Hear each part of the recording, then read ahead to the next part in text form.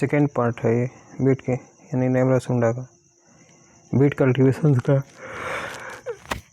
Second part है, जिसमें हम बीट के कल्टीवेशन का सेकेंड पार्ट डिस्कस करेंगे। तो आइए स्टार्ट करते हैं सेशन को।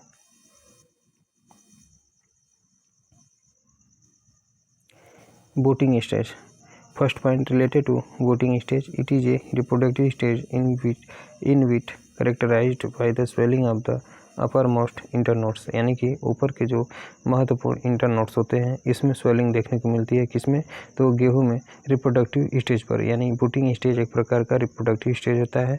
किसका? तो गेहूं का, क्योंकि गेहूं में इस समय जो होता है वो अपर मोस्ट इंटरनोड्स में स्वेलिंग देखने को मिलती है। Next point, the spike which is inside is held by the last leaf called as flag leaf, इसी को फ्लैग लीफ से नाम से जानता है। यानी द स्पाइक विच, यानी कि गेहूं का जो स्पाइक होता है इसमें बगल में जो लास्ट लीफ होता है, इसी को फ्लैग लीफ के नाम पे जाना जाता है। This is the stage of maximum leaf area, यानी कि बोटिंग स्टेज जो होता है वो ज़्यादा लीफ एरिया का सबसे एक प्रकार का स्टेज है, यानी मैक्सिमम लीफ एरिया का, यानी मैक्सिमम लीफ एरिया का स्टेज किसे कहा जाता है? तो बोटिंग स्टेज को ही कहा जाता है। नेक्स्ट है वैरायटीज ऑफ वीट।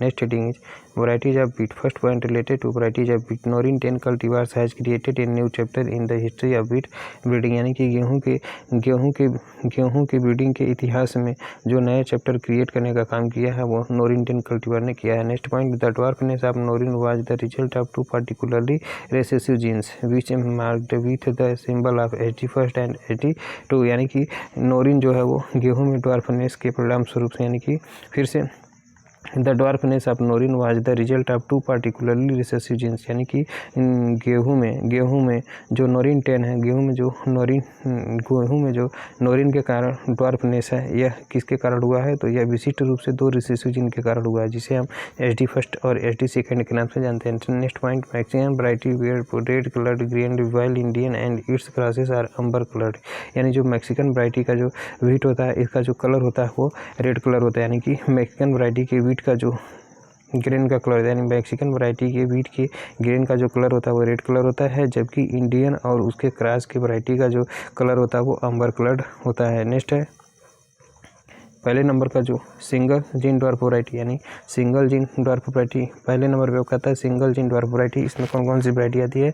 तो सिंगल जीन ड्वार्फ वैरायटी में लर्मा रोजो 64 आता है, सुजाता आता है। सुजाता किस वैरायटी होती है? तो सुजाता एक तो आपका काटन की वैरायटी होती है, वीट की वैरायटी होती है और काऊ की वैरायटी होती है, यानी 3 चीज़ की वैरायटी होती है सुजाता। नेक्स्ट है गिरजा, जो कि सुइटेबल होती है किसके?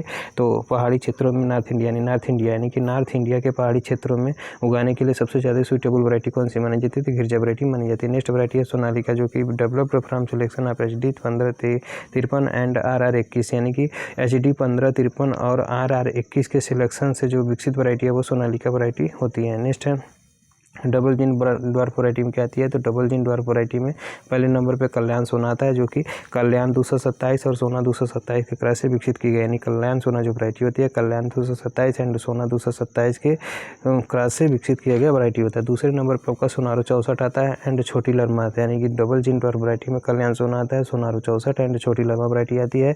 इसके बाद HD 2009 आती है, जिसका जो कॉमन नेम होता है अर्जुन होता है। HD 2329 भी इसी के अंतर्गत आता है, जनक आता है, यानी जनक हो गया, HD 2329 हो गया। अर्जुन, जिसे हम HD 2009 के नाम से जानते हैं, यह डबल जीन ड्वार्फ वैरायटी के अंतर्गत आती है। ट्रिपल जीन ड्वार्फ वैरायटी के अंतर्गत क्या आती है? तो ट्रिपल जीन ड्वार्फ वैरायटी में आपका हीरा मोती लाल बासा, ये तीनों वैरायटी जो होती है वो गेहूँ की ट्रिपल जीन ड्वार्फ वैरायटी होती है, और यह 1970 ईस्वी में विकसित किया गया था, यानी ट्रिपल जीन ड्वार्फ वैरायटी को सन 1970 ईस्वी में विकसित किया गया। किसके द्वारा?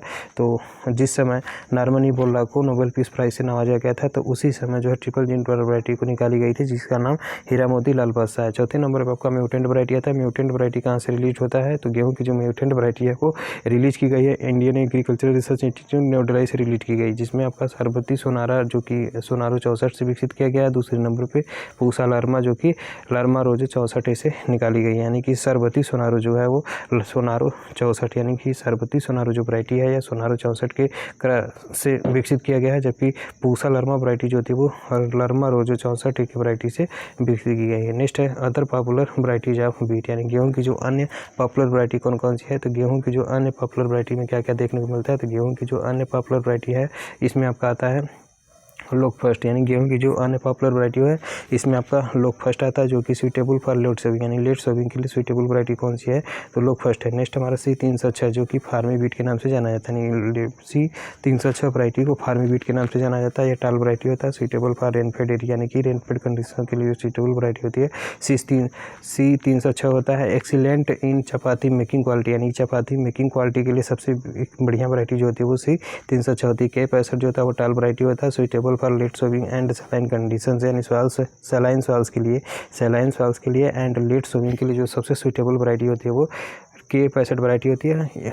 K65 जो होता है वो टाल वैरायटी होती है, लंबी वैरायटी होती है और यह सूटेबल होता है किसके लिए। तो saline souls and late sowing के लिए सूटेबल वैरायटी होती है। नेक्स्ट है सुजाता जो होता है किसके लिए सूटेबल होता है। तो ड्राई लैंड कंडीशंस के लिए, यानी कि ड्राई लैंड कल्टिवेशंस के लिए जो सूटेबल वैरायटी होती है सुजाता होती है। सुजाता काटन की वैरायटी होती है, काऊ की वैरायटी होती है और व्हीट की भी वैरायटी होती है। और अनइरीगेटेड एरिया, यानी कि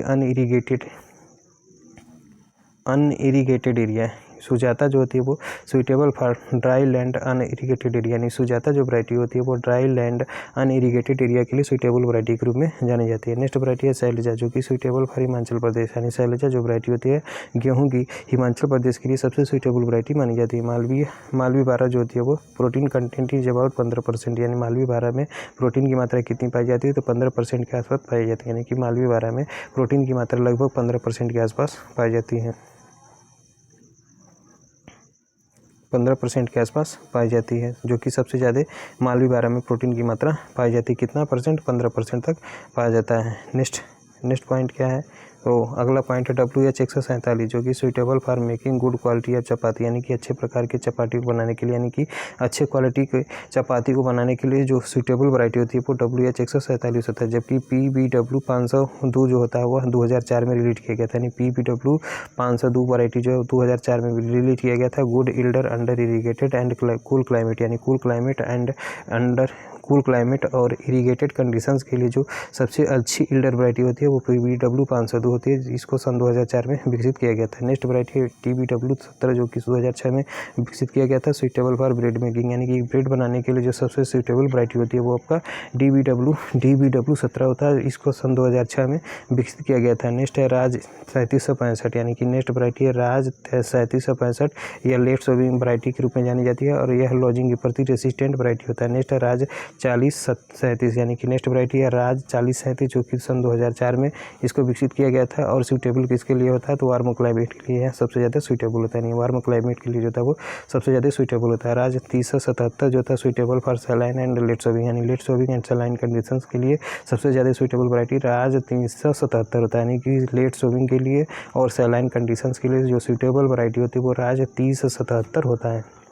नेक्स्ट वैरायटी राज 4120 सन 2009 में, यानी कि राज 4120 सन 2009 में विकसित किया गया था और यह resistant to UG19 race of rust, यानी रस्ट की जो UG19 रेस है उसके प्रति रेसिस्टेंट वैरायटी जो होती है राज 4120 होती है, जो कि सन 2009 में विकसित किया गया था। इसका यील्ड कितना है। तो 48 से 58 क्विंटल प्रति हेक्टेयर इसका यील्ड देखने को मिलता है।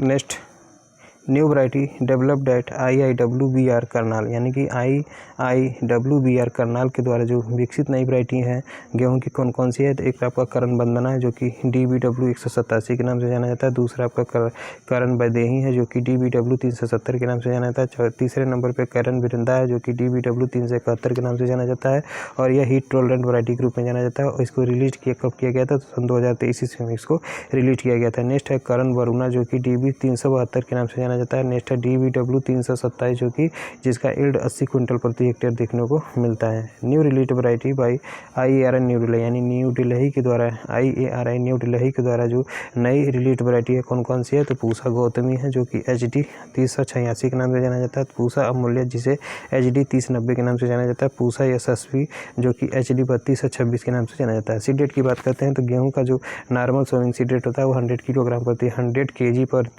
सीड प्रति हेक्टेयर होता है, जबकि लेट या फिर ब्रॉडकास्टिंग के लिए 125 किलोग्राम प्रति हेक्टेयर सीड की आवश्यकता होती है। नेक्स्ट है डिबलिंग मेथड से यदि गेहूं की बुआई करते हैं तो 25 से 30 किलोग्राम प्रति हेक्टेयर सीड की आवश्यकता होती है। गेहूं में स्पेसिंग कितना रखा जाता है, तो गेहूं में spacing row to row and plant to plant का जो स्पेसिंग रखा जाता है 22.5 गुणे 10 सेंटीमीटर रखा जाता है इरीगेटेड कंडीशंस के लिए। नेक्स्ट है डेप्थ ऑफ सोविंग की बात करते हैं तो गेहूं में जो डेप्थ ऑफ सोविंग होता है it depend on length of coleoptile यानी कि गेहूं के लेंथ ऑफ कोलियोप्टाइल यानी कि गेहूं के कोलियोप्टाइल के लेंथ के आधार पर ही गेहूं का सोविंग किया जाता है। गेहूं की गहराई सोविंग किया जाता है। सिंगल जीन डॉर्फ वैरायटी का जो डेप्थ रखा जाता है यानी सिंगल जीन डॉर्फ वैरायटी का जो सोविंग डेप्थ रखा जाता है 5 से 6 सेंटीमीटर डेप्थ रखा जाता है, जबकि डबल जीन डॉर्फ वैरायटी यानी डबल जीन डॉर्फ वैरायटी का जो सोविंग डेप्थ रखा जाता है 4 से 5 सेंटीमीटर रखा जाता है, जबकि triple dwarf varieties are sown at 3 to 4 centimetre depth यानी कि सिंगल जीन डॉर्फ वैरायटी का 5 से 6 सेंटीमीटर डेप्थ पर बुआई किया जाता है। डबल जीन डॉर्फ वैरायटी का 4 से 5 सेंटीमीटर डेप्थ पर गहराई किया जाता है। ट्रिपल जीन डॉर्फ वैरायटी का जो सोविंग किया जाता है 3 से 4 सेंटीमीटर डेप्थ पर किया जाता है। Next point an average 5 centimetre depth is ideal for wheat sowing यानी कि गेहूं की बुआई के लिए जो सबसे आइडियल डेप्थ होता है यानी कि गेहूं की बुआई के लिए जो आइडियल डेप्थ रखा जाता है वो 5 सेंटीमीटर तक रखा जाता है। और 5 सेंटीमीटर राइस के पडलिंग में और राइस का इरीगेशंस का हाइट रखा जाता है पानी का। नेक्स्ट है सोविंग डेट ऑफ वीट यानी गेहूं की बुआई का समय first fortnight of November is the best time of sowing while rainfed wheat is sown in second fortnight of October यानी कि गेहूं की जो बुआई का सबसे सुइटेबल टाइम या फिर सबसे अच्छा टाइम जो होता है वो फर्स्ट फोर्थनाइट यानी कि फर्स्ट फोर्थनाइट ऑफ नवंबर यानी नवंबर का जो प्रथम पखवाड़ा होता है यानी 1 नवंबर से लेकर 15 नवंबर का बीच का जो टाइम होता है यानी 1 नवंबर से 15 नवंबर के बीच का जो टाइम होता है वो बेस्ट टाइम माना जाता है सोविंग के लिए। किसके, तो गेहूं के सोविंग के लिए। वाइल जबकि रेनफेड अगर वीट को लगाए यानी कि वीट का कंडीशन यानी वीट को हम रेनफेड कंडीशंस में उगाते हैं तो यह अक्टूबर के सेकेंड पखवाड़े तक लगा देते हैं यानी कि 15 अक्टूबर से 30 अक्टूबर तक यानी second fourth night of October में लगाया जाता है। नेक्स्ट मेथड क्या दिया है, तो नेक्स्ट सोविंग मेथड दिया। Next heading is sowing method. Next method is sowing method. Sowing method कैसे कैसे किया जाता है, तो पहले नंबर पे ड्रिलिंग आता है। यह किसके द्वारा किया जाता है, तो सीड कम फर्टी ड्रिल्स के द्वारा किया जाता है, जो कि सबसे अच्छा होता है, मोस्ट कॉमन मेथड होता है, यानी कि सीड कम फर्टी ड्रिल्स यानी कि सोविंग मेथड्स यानी कि गेहूं के सोविंग यानी गेहूं का जो सोविंग मेथड्स होता है इसमें पहले नंबर पे ड्रिलिंग मेथड आता है। यह किसके द्वारा किया जाता है, तो सीड कम फर्टी ड्रिल्स के द्वारा किया जाता है, जो कि सबसे बेस्ट होता है। बुआई का सबसे अच्छा जो मेथड होता है वो आपका ड्रिलिंग मेथड होता है और यह सबसे सर्वाधिक कॉमन मेथड के रूप में भी जाना जाता है। दूसरे नंबर पे ब्रॉडकास्टिंग मेथड होता है, इसमें रिक्वायर्ड मोर सीड यानी कि ब्रॉडकास्टिंग मेथड में ज़्यादा सीड की आवश्यकता होती है। तीसरे नंबर पे आपका डिबलिंग मेथड होता है, सोविंग विथ डिबलर यानी कि डिबलिंग मेथड में जो सोविंग किया जाता है वो डिबलर के द्वारा किया जाता है। Required less seeds than other method यानी अन्य मेथड की अपेक्षा इसमें सीड की मात्रा जो होती है वो कम आवश्यक होती है। नेक्स्ट है बिहाइंड द प्लाउ मेथड यानी हल के पीछे जो बुआई की जाती है यह कितने प्रकार से किया जाता है, तो दो प्रकार से किया जाता है। एक तो आपका केरा मेथड होता है, दूसरा आपका पोरा मेथड होता है। केरा मेथड का मतलब क्या होता है, when seeds are dropped by hands in the furrows made by country plough यानी कि कंट्री प्लाउ या फिर देसी प्लाउ के द्वारा जो भी कूड़ बनाया जाता है उस कूड़ में हम हाथों के द्वारा यदि सीड को गिराते हैं तो उसे केरा मेथड के नाम से जाना जाता है। अब पोरा मेथड का मतलब क्या होता है, when seeds are dropped in furrow by funnel या फिर नाई अटैच टू प्लाउ यानी कि जो प्लाउ में अटैच यानी प्लाउ में जब फनेल या नाई अटैच्ड होता है और उसी के द्वारा कूड़ों में सीड को गिराया जाता है तो उसी को पोरा मेथड के नाम से जाना जाता है। नेक्स्ट है फर्व मेथड। 5वें नंबर पे कौन सा मेथड होता है, तो बुआई का जो 5वां मेथड होता है वो फर्व मेथड होता है। फर्व का फुल फॉर्म होता है furrow irrigated raised bed system के नाम से इसे जाना जाता है, और यह बुआई का एक नया मेथड होता है। It gives average to higher yield than other method, यानी अन्य मेथड्स की अपेक्षा यह औसत तौर पर अधिक यील्ड देने का काम करता है। नेक्स्ट है fertiliser and manures required for wheat cultivation. इसमें एनपीके की जो आवश्यकता होती है 120-60-40 के रेशियो में दिया जाता है। नेक्स्ट है डोज ऑफ फर्टिलाइजर्स, यानी कि कितने डोज ऑफ फर्टिलाइजर्स इसमें दिया जाता है, तो इसमें डोज ऑफ फर्टिलाइजर्स जो होता है वो half dose of nitrogen and full dose of phosphorus and potash applied basal placement, यानी कि बेसल प्लेसमेंट यानी बुआई के समय नाइट्रोजन की आधी मात्रा, फास्फोरस एंड पोटास की पूरी मात्रा जो होती है वो दी जाती है। जबकि आधी नाइट्रोजन की मात्रा जो होती है वो कब दी जाती है, तो टॉप ड्रेसिंग के समय दिया जाता है, जो वो भी कब, तो फर्स्ट इरीगेशन के समय टॉप ड्रेसिंग के रूप में दिया जाता है। अंडर रेनफेड कंडीशन, यानी रेनफेड कंडीशन यानी सिंचित दशा में गेहूं की यदि हम बुआई किए हैं तो उस समय नाइट्रोजन की पूरी मात्रा, फास्फोरस और पोटास की पूरी मात्रा को जो है बुआई से पहले ही सॉइल्स में एप्लीकेशन कर दिया जाता है। नेक्स्ट है under rainfed condition spray of thiourea at the rate 0.5% या फिर 5000 ppm in standing crops gives 10 to 15 times higher yields, यानी कि रेनफेड कंडीशंस के अंतर्गत यदि थाईयूरिया की 0.5% मात्रा या फिर 5000 ppm मात्रा स्टैंडिंग क्रॉप में स्प्रे कर देते हैं तो इससे 10 से 15% तक यील्ड जो होती है वो बढ़ जाती है। Next heading is wheat management related to wheat cultivation. पहले नंबर पर आपका मोनोकाट बीट आता है। मोनोकाट में पहला जो बीट होता है फेलेरिस माइनर होता है, इसी को हम गेहूं के मामा के नाम से जानते हैं, गुल्ली डंडा बीट के नाम से जाना जाता है। और for the control of Phalaris minor, यानी फेलेरिस माइनर के कंट्रोल के लिए किसका अप्लाई करते हैं, तो आइसोप्रोटियन का एप्लीकेशन करते हैं। कितनी मात्रा में, 0.7 किलोग्राम प्रति हेक्टेयर के हिसाब से करते हैं। कब करते हैं, तो 30 से 35 डेज आफ्टर सोइंग, यानी बुआई के 30 से 35 दिन बाद जो है 0.75 किलोग्राम प्रति हेक्टेयर के हिसाब से आइसोप्रोटियन का एप्लीकेशन करते हैं। किसके लिए, तो फेलेरिस माइनर के कंट्रोल के लिए, और इसी को हम मिमिक्री बीट के नाम से जानते हैं। Next point, Phalaris minor has showed resistant against isoproturon reported by doctor R K. Malik at Hisar, यानी हिसार में आर.के. मलिक के द्वारा यह रिपोर्ट सौंपा गया कि आइसोप्रोटिरान जो है वो फेलेरिस माइनर के प्रति रेसिस्टेंट हो गया, यानी इसका असर फेलेरिस माइनर पर बिल्कुल भी नहीं दिख रहा है। तो उन्होंने एक और हर्बिसाइड को सजेस्ट किया जिसका नाम सल्फोसल्फ्यूरान था। इसकी 20 ग्राम मात्रा जो होती है प्रति हेक्टेयर के हिसाब से प्रयोग की जा रही थी, लेकिन यह भी वर्तमान समय में बैंड हो गया है। लेकिन चल क्या रहा है इस समय, तो वर्तमान समय में 4 ग्राम मात्रा प्रति हेक्टेयर के हिसाब से मेटसल्फ्यूरान चल रहा है, जो कि आइसोप्रोटिरान अगेंस्ट फेलेरिस माइनर, यानी कि विकल्प अल्टरनेटिव, यानी कि जो आइसोप्रोटिरान है उसके अल्टरनेट के रूप में मेटसल्फ्यूरान का प्रयोग किया जा रहा है, क्योंकि फेलेरिस माइनर जो होता है वो आइसोप्रोटिरान के प्रति रेसिस्टेंट हो चुका है। नेक्स्ट है दूसरे नंबर का मोनोकाट बीट क्या है, तो दूसरे नंबर का मोनोकाट बीट है आपका एविना फतुआ, यानी दूसरे नंबर पे गेहूं का जो मोनोकाट बीट है कौन सा है, तो दूसरे नंबर पे गेहूं का जो मोनोकाट बीट है, यानी कि दूसरे नंबर पे गेहूं का जो मोनोकाट बीट है वो एविना फतुआ है। इसका कॉमन नेम क्या होता है, वाइल्ड होता है। To control Phalaris minor and Avena fatua a post emergence application of tribunil now banned in India due to carcinogenic property, यानी कि एविना फतुआ जो कि वाइल्ड रोड के नाम से जाना जाता है, Phalaris minor and Avena Fatuha को कंट्रोल करने के लिए एक पोस्ट इमरजेंस हर्बिसाइड का प्रयोग करते हैं जिसका नाम ट्राइब्यूनिल है, जो कि वर्तमान समय में भारत में बैंड हो चुका है। और यह बैंड होने का कारण क्या है, तो इसमें कार्सिनोजेनिक प्रॉपर्टी पाई जाती है। दूसरे नंबर पर आपका आता है डाइकॉट बीट, यानी डाइकॉट बीट में कौन कौन सी बीट्स देखने को मिलता है, तो डाइकॉट बीट में आपका ट्यूनोवेडियम एल्बम देखने को मिलता है, एनागैलिस हर्बेंसिस जिसे क्रिस्टिनिल के नाम से जाना जाता है। तीसरे नंबर पर आपका मेलिलोटस स्पीसीज एटसेट्रा देखने को मिलता है। Apply 2,4-D ester salt as post emergence at the rate 30 to 35 days after sowing at the rate 500 ml पर hectare to control dicot broadleaf weeds, यानी कि चौड़ी पत्ती वाले खरपतवार, यानी चौड़ी पत्ती वाले डाइकॉट खरपतवार को कंट्रोल करने के लिए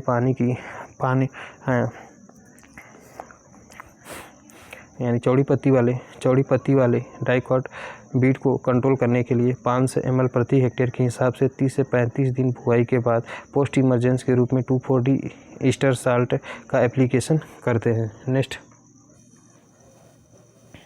next point, in dwarf varieties application 2,4-D should be sprayed at 30 to 35 days after sowing because 1 week earlier spray may cause ear formation in wheats, यानी इन ड्वार्फ वैरायटी, यानी ड्वार्फ वैरायटी में 2,4-D का application जो है वो कब किया जाता है, तो 30 से 35 डेज आफ्टर सोइंग, यानी कि जो ड्वार्फ वैरायटी होती है, यानी गेहूं की जो ड्वार्फ वैरायटी होती है, इसमें बुआई के 30 से 35 दिन बाद जो है 2,4-D का एप्लीकेशन किया जाता है, क्योंकि 1 वीक अर्लियर स्प्रे में काज ईयर फॉर्मेशन इन बीट, यानी कि 1 सप्ताह यदि हम पहले ही बीट में 2,4-D का स्प्रे कर देते हैं तो जो गेहूं का ईयर होता है उसमें माल फॉर्मेशन की प्रॉब्लम देखने को मिलती है। यानी 2,4-D का फुल फॉर्म क्या होता है, तो 2,4-D का फुल फॉर्म होता है 2,4 डाइक्लोरोफिनॉक्सी एसिटिक एसिड, इसका फुल फॉर्म होता है। नेक्स्ट है important question related to wheat cultivation, important question related to wheat cultivation. First point है आपका botanical name of common bread wheat, यानी कॉमन ब्रेड बीट का बॉटनिकल नेम क्या होता है, तो ये आपका ट्रिटिकम एस्टिवम होता है। ओरिजिन क्या होता है, बीट का जो ओरिजिन होता है साउथ वेस्ट एशिया, इसी को हम तुर्की के नाम से जानते हैं।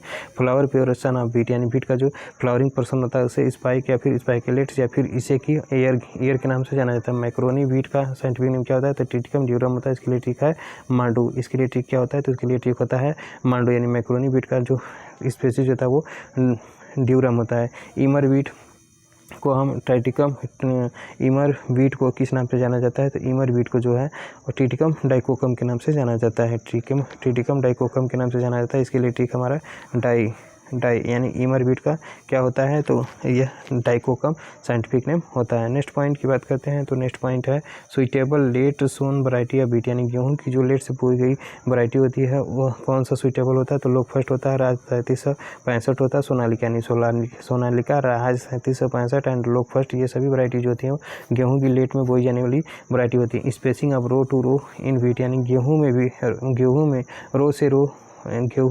रो से रो का जो स्पेसिंग रखा जाता है वो 22.5 सेंटीमीटर तक रखा जाता है। Most critical stage of irrigation, यानी गेहूं के इरीगेशन का जो मोस्ट क्रिटिकल स्टेज होता है आपका सीआरआई स्टेज होता है, और यह कब किया जाता है, तो 21 डेज आफ्टर सोइंग पर किया जाता है। Genes responsible for dwarfness in wheat, यानी गेहूँ में ड्वार्फनेस का जो कारण होता है, यानी कि गेहूँ में ड्वार्फनेस के लिए जो जिन रिस्पॉन्सिबल होता है वो नोरिंटेन रिस्पॉन्सिबल होता है। इंपॉर्टेंट माइमिक्री बीट ऑफ बीट, यानी गेहूँ का जो नकलची खरपतवार होता है वो फाइलेरिस माइनर होता है। गेहूँ का टेस्ट वेट कितना होता है, 40 ग्राम होता है। गेहूँ का टेस्ट वेट कितना होता है, 40 ग्राम होता है। फाइलेरिस माइनर का टेस्ट वेट कितना होता है, तो फाइलेरिस माइनर का टेस्ट वेट 2 ग्राम होता है। Drift hazard into adjoining pulse crops, यानी कि पल्स क्रॉप्स में एडजॉइनिंग के कारण जो ड्रिफ्ट हैजार्ड होता है यह किसके कारण होता है, तो यह स्प्रे ऑफ 2,4-D, यह 2,4-D की स्प्रे के कारण 2,4-D के स्प्रे के कारण गेहूँ में जो एडजॉइनिंग ड्रिफ्ट हैजार्ड देखने को मिलता है, यानी कि drift hazard into adjoining pulse crop, यानी पल्स क्रॉप में एडजॉइनिंग के कारण जो ड्रिफ्ट हैजार्ड होता है किसके कारण होता है, तो यदि हम 2,4-D का स्प्रे कर देते हैं। नेक्स्ट है triple gene dwarf variety of wheat, यानी गेहूँ की जो ट्रिपल जीन ड्वार्फ वैरायटी में आपका हीरा मोती लाल बादशाह आता है, यह अर्जुन नहीं है, Arjun double gene dwarf variety के अंतर्गत आता है, जो कि 2009 में HT 2009 के नाम से जाना जाता है। नेक्स्ट है central zigzag axis of wheat spikelets called rachis, यानी कि गेहूँ की स्पाइकलेट्स में जो गेहूँ के स्पाइकलेट के सेंट्रल्स में जिग जैग एक्सिस देखने को मिलता है या फिर जिग जैग एक्स देखने को मिलता है, इसी को रैकिस के नाम से जानते हैं। फ्रूट ऑफ बीट का फ्रूट क्या कहलाता है, कैरियोप्सिस कहलाता है। बीट का फ्रूट क्या कहलाता है, तो बीट का फ्रूट जो था वो कैरियोप्सिस के नाम से जाना जाता है। Triticale is a cross between wheat and rye, wheat का साइंटिफिक ट्रिटिकम एस्टिवम होता है, राई का सिकल सीरियल होता है। और ट्रिटिकल शब्द किसने दिया था, तो ट्रिटिकल शब्द जो है रिम्पो नामक साइंटिस्ट ने 1890 ईस्वी में इसको दिया था। DT46 is a variety of triticale, यानी ट्रिटिकल की वैरायटी का क्या नाम है, तो ट्रिटिकल की वैरायटी का नाम DT46 होता है। Next point temperature for germination of wheat seed, यानी गेहूँ के सीड के जर्मिनेशन के लिए जो ऑप्टिमम टेम्परेचर होता है 20 से 25 डिग्री सेंटीग्रेड होता है। नेक्स्ट है प्रोटीन कंटेंट इन बीट, गेहूँ में प्रोटीन कंटेंट की मात्रा कितनी होती है, तो गेहूँ में प्रोटीन कंटेंट की मात्रा 8 से 11% या फिर 11 से 12% तक प्रोटीन की मात्रा एवरेज रूप में पाई जाती है। सबसे ज़्यादा प्रोटीन की मात्रा किस में पाई जाती है, तो मालवी 12 जो वैरायटी होती है गेहूं में उसमें 15% तक प्रोटीन की मात्रा पाई जाती है। Next point world staple food grain is wheat, यानी कि विश्व में जो स्टेबल फूड ग्रेन किसे कहा जाता है, तो विश्व में स्टेपल फूड ग्रेन जो होता है वो बीट को कहा जाता है, जबकि इंडिया में staple food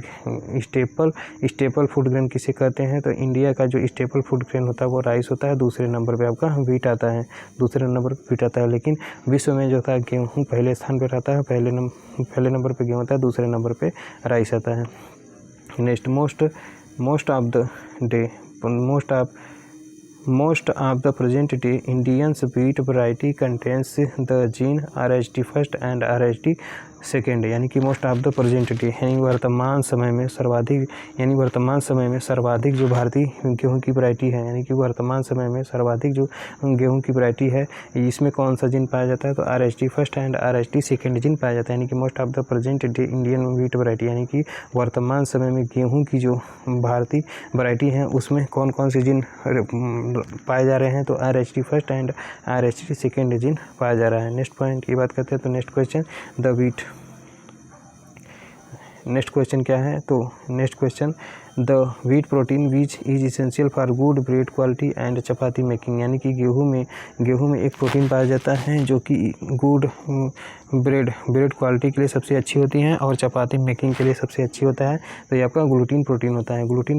next point for safe storage moisture content of grain should be ranges from 10 से 12% तक, यानी कि ग्रेन के स्टोरेज के लिए, यानी कि फिर से the for safe storage moisture content of grain, यानी कि गेहूं के ग्रेन को सेफ स्टोरेज के लिए जो मॉइस्चर की आवश्यकता होती है कितनी होती है, तो 10 से 12% तक होती है। Triticum aestivum was first introduced in the India, Bharat में सर्वप्रथम विकसित किया गया टिटिकम एस्टिवम किसके द्वारा विकसित किया गया था, तो मैक्सिको के नॉर्मन इबोला के द्वारा विकसित किया गया था। यानी कि भारत में सर्वप्रथम जो इंट्रोड्यूस्ड वैरायटी है गेहूं की वो कौन सी थी, तो टिटिकम एस्टिवम थी। यानी Triticum aestivum was first introduced in India, यानी कि टिटिकम एस्टिवम को सर्वप्रथम इंडिया में इंट्रोड्यूस किया गया था किसके द्वारा, तो नॉर्मन इबोला के द्वारा, जो कि मैक्सिको के रहने वाले थे। Next point Mexico moisture content eight harvesting stage in wheat, यानी गेहूं में हार्वेस्टिंग स्टेज के समय, यानी कि गेहूं में हार्वेस्टिंग स्टेज के समय मॉइस्चर कंटेंट कितना रहना चाहिए, तो 25 से 30% तक रहना चाहिए। गेहूं में हार्वेस्टिंग स्टेज के समय जो मॉइस्चर कंटेंट रहना चाहिए 25 से 30% तक रहना चाहिए। Next triple gene dwarf variety were released in 1970, यानी कि 1970 ईस्वी में ट्रिपल जीन डॉर्फ वैरायटी को विकसित किया गया था, जिसमें कौन कौन सा हीरा मोती और लाल बादशाह। डबल जीन डॉर्फ वैरायटी में आपका अर्जुन वैरायटी आती है जो कि HD 2009 के नाम से जाना जाता है। Next point the state which is the highest production and cultivation area of Uttar Pradesh, यानी कि गेहूं का सबसे ज़्यादा एरिया भी सबसे ज़्यादा प्रोडक्शन भी कहाँ पर होता है, तो उत्तर प्रदेश में। यानी कि गेहूँ के केस में एरिया एंड प्रोडक्शन दोनों में पहला स्थान उत्तर प्रदेश का होता है। विश्व में किसका स्थान है, तो विश्व में I don't know. Next point export quality of wheat is influenced by Karnal bunt, यानी कि export quality of wheat is influenced, यानी कि गेहूं की जो एक्सपोर्ट क्वालिटी होती है यह किसके कारण खराब हो जाती है, कर्नाल बंट के द्वारा खराब हो जाती है। यानी कि export quality of wheat is influenced, यानी कि गेहूं की जो एक्सपोर्टिंग क्वालिटी होती है वो किसके द्वारा खराब हो जाती है, तो कर्नाल बंट के द्वारा खराब हो जाती है। Next point dwarfing agent for wheat crop, यानी गेहूं की फसल के लिए जो ड्वार्फिंग एजेंट होता है वो साइकोसेल होता है, जिसे हम क्लोरमेक्वाट के नाम से भी जानते हैं, फिर से dwarfing agent for wheat crop, यानी गेहूं के लिए जो ड्वार्फिंग एजेंट होता है वो साइकोसेल होता है, इसी को हम क्लोरमेक्वाट के नाम से भी जानते हैं। नेक्स्ट पॉइंट ऑब्जेक्शनेबल बीट, यानी गेहूं में जो ऑब्जेक्शनेबल बीट होता है वो क्या होता है, कन्वाल्वुलेंस अर्बेंसिस होता है, जिसे एनागैलिस अर्बेंसिस किसनेट को कहते हैं, कन्वाल्वुलेंस अर्बेंसिस आई डोंट नो। यानी कि ऑब्जेक्शनल बीट ऑफ व्हीट, यानी गेहूं का जो ऑब्जेक्शनेबल बीट होता है वो कन्वाल्वुलेंस अर्बेंसिस होता है। Next point variety of wheat susceptible to 2,4-D where spike deformity occurs, यानी कि वैरायटी ऑफ व्हीट गेहूं की जो वैरायटी होती है यह 2,4-D के प्रति ससेप्टेबल होती है, जिसके कारण स्पाइक की जो डिफॉर्मिटी होती है वो देखने को मिलती है। यानी कि वैरायटी ऑफ व्हीट जो होती है वो, यानी गेहूं की जो वैरायटी होती है वो 2,4-D के प्रति जो होती है वो ससेप्टेबल होती है, वेयर जहां पर स्पाइक की जो डिफॉर्मिटी वो देखने को मिलती है। नेक्स्ट फिर से variety of wheat susceptible to 2,4-D where spike deformity occur HD 2009, जिसे अर्जुन के नाम से जानते हैं। यानी कि गेहूं की जो वैरायटी होती है यह 2,4-D के प्रति ससेप्टेबल होती है, क्योंकि यहाँ पर स्पाइक की जो है डिफॉर्मिटी देखने को मिलती है। तो वह गेहूं की वह कौन सी वैरायटी है जो कि 2,4-D के प्रति ससेप्टेबल होती है, यानी गेहूं की वह कौन सी वैरायटी है जो कि 2,4-D के प्रति ससेप्टेबल होती है और इसमें स्पाइक की डिफॉर्मिटी होती है वो देखने को मिलती है, तो उस वैरायटी का नाम HD 2009 होता है, इसी को हम अर्जुन वैरायटी के नाम से जानते हैं। नेक्स्ट है primary roots in wheat that support and nourish the plant in at initial stage called seminal roots, यानी प्राइमरी रूट्स इन बीट, यानी गेहूँ का जो प्राइमरी रूट्स होता है यह प्लांट को सपोर्ट एंड नरिशमेंट करने का काम करता है, वो भी किस स्टेज पे, तो इनिशियल स्टेज पे, इसीलिए इसे सेमिनल रूट के नाम से जाना जाता है। नेक्स्ट है in wheat hybridization method most common use gojo method, यानी कि वीट हाइब्रिडाइजेशन मेथड, यानी वीट के हाइब्रिडाइजेशन मेथड में जो मोस्ट कॉमन यूज किया जाता है मेथड है गोजो मेथड, यानी कि in wheat hybridization method, in wheat hybridization method most common use, यानी कि वीट के हाइब्रिडाइजेशन मेथड में सर्वाधिक कॉमन रूप से प्रयोग किया जाने वाला मेथड कौन सा है, तो गोजो मेथड्स होता है। Next point absolute wheat of wheat, यानी गेहूं का जो एब्सोल्यूट वीट होता है वो आपका चिनोपोडियम एल्बम होता है, जबकि ऑब्जेक्शनल वीट जो होता है आपका कन्वाल्वुलेंस अर्बेंसिस होता है। Recommended ratio for wheat and mustard intercropping 9:1 ratio, यानी कि वीट एंड मस्टर्ड का जो इंटरक्रॉपिंग रेशियो होता है वो 9:1 रखा जाता है, यानी कि 9 यदि हम गेहूँ लगाते हैं तो उसमें एक सरसों लगाया जाता है, एक प्लांट सरसों का भी लगाया जाता है। बायो फर्टिलाइजर बाय वीट, यानी गेहूँ में कौन सा बायो फर्टिलाइजर का प्रयोग करते हैं, तो गेहूँ में एजेटोबैक्टर बायो फर्टिलाइजर का प्रयोग किया जाता है।